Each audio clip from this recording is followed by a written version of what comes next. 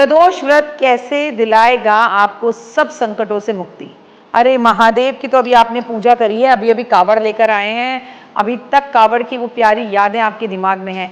20 अगस्त को प्रदोष व्रत है, ये भाद्रपद माह का पहला प्रदोष व्रत है। तो ओए होए बहुत बहुत शुभकामनाएं।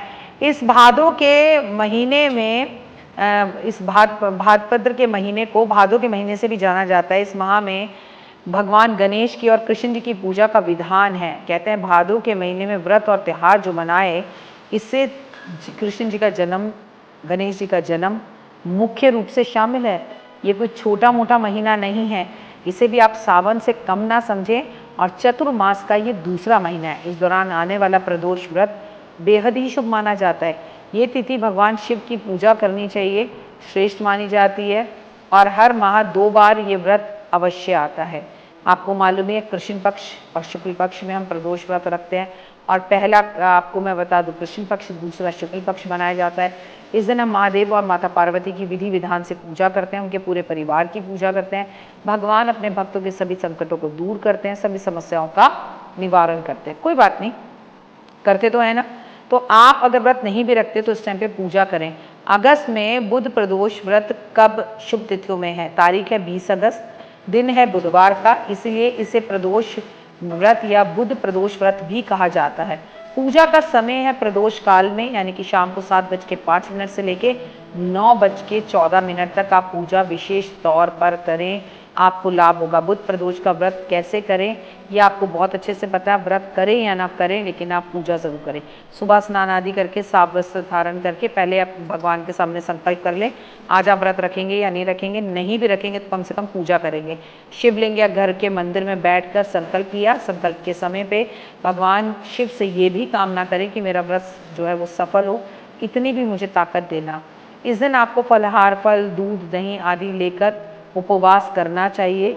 कुछ भक्त तो निर्जल उपवास भी करते हैं। जैसी शक्ति भगवान आपको दे वैसी पूजा करें।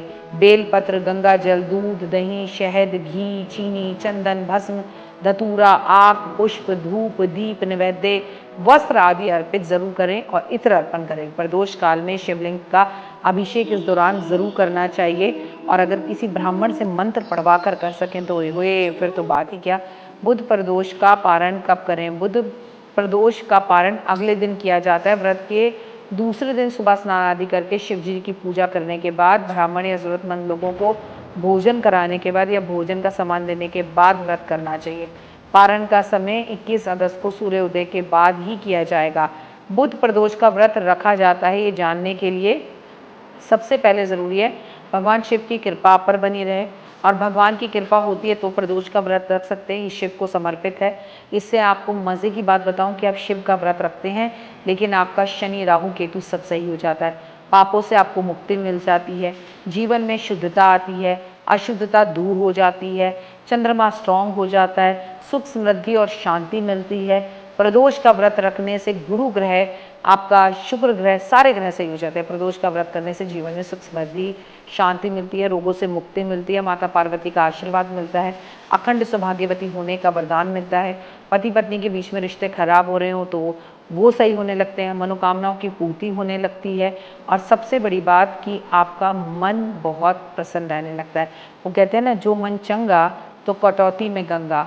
ऐसा भी माना जाता है कि चंद्रमा के क्षय रोग हो गया था और वे मृत्यु के समान कष्ट को प्राप्त कर रहे थे। भगवान शिव ने उन्हें त्रयोदशी के दिन इस दोष से मुक्ति के लिए उन्हें पूर्ण जीवन प्रदान किया था। इसीलिए इस दिन को प्रदोष कहा जाता है और भगवान शिव का के समान ये व्रत माना जाता है। कहते हैं इससे बड़ा कोई व्रत ही नहीं है।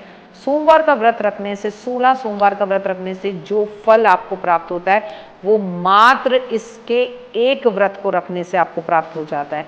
गोवत्स से पूजा 2025 यानी भाद्रपद मास में पड़ने वाले इस पर्व में गोवत्स उत्सव के रूप में मनाया जाता है।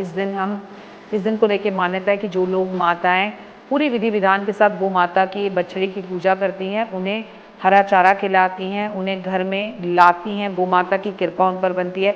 इस दिन सभी जो महिलाएं हैं अपने बच्चों की लंबी आयु के लिए व्रत रखती हैं और इसे गोवत्स की पूजा के नाम से जाना जाता है, जिसमें गाय और बछड़े की पूजा की जाती है। तो कई लोग महाराष्ट्र और गुजरात में ऐसा मानते हैं, उत्तर भारत में, कि गोवत्स द्वारा